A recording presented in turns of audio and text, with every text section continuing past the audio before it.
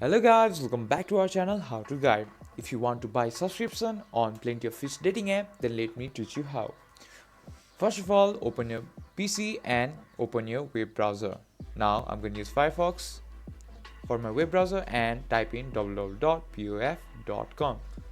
and hit enter. It will take me to the official website of POF dating app.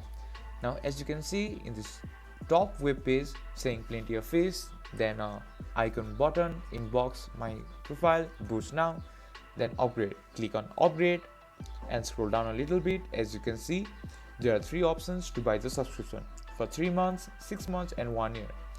And click on the options you like and put your credit card number and click on pay now. And that's how you buy subscription of Plenty of Fish dating site.